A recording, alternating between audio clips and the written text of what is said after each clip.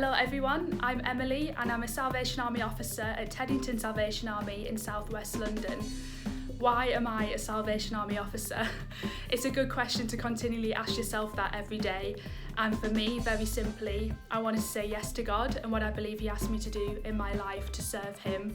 It's very exciting to know that you're going to be used by God and that God's going to work through you in ways that you never thought would be possible and without Him wouldn't be possible. So for me, every day is an exciting adventure as I say yes to God and say yes, use me in whatever ways you can, Lord, to point people to you and to show people the light of Jesus. There's no denying that I could have continued to serve God in ministry in my previous life as a nurse, but I believe that God was saying to me, I want you to be an officer, and so I trust Him today, tomorrow and forever, and I want to continue to serve Him fully in whatever ways He wants to use me.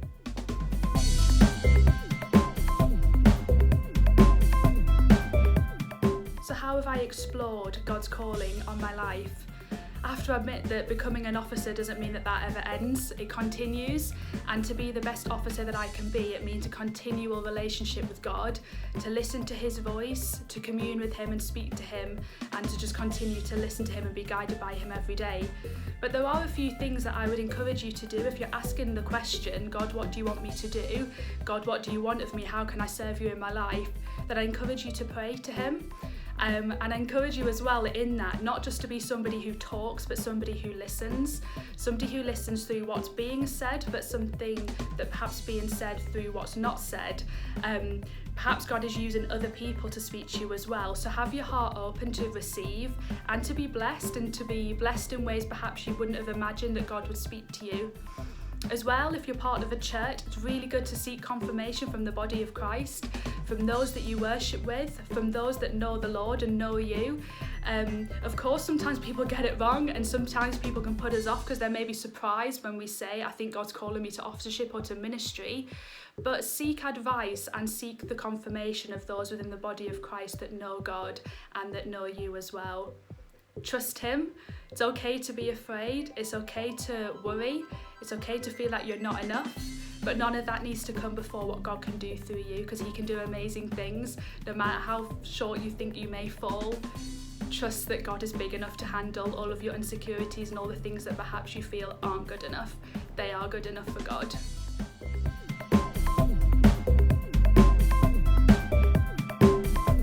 Confirmation of calling does come.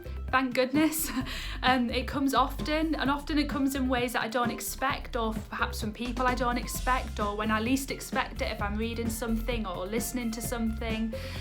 But actually often when leading worship or preparing for that, you're aware that you're giving it your all as you're preaching and leading and trying to guide others into this loving relationship with God and grow disciples.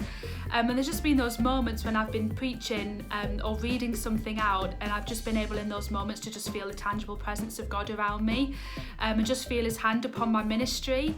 And that's always really exciting and really affirming in my heart in those moments, just to know that God is with me in this.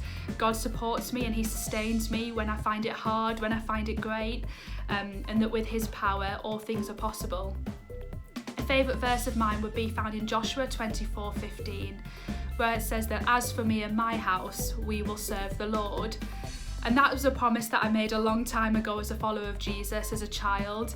I wouldn't have used those words, and I probably didn't even know them at the time, but this just reminds me of that promise that was made a long time ago, that I will serve the Lord when that's fun, when it's hard, when there's days where I'm just like, this just isn't what I thought was going to be, or I'm frustrated, or I'm angry, or I'm upset, that I said I would serve the Lord, and I'm going to commit to that. I commit to it again today, and I'm going to continue to do that to the best of my ability, because I love God and I want people to know what it means to live a life in all of its fullness and know the light of Jesus.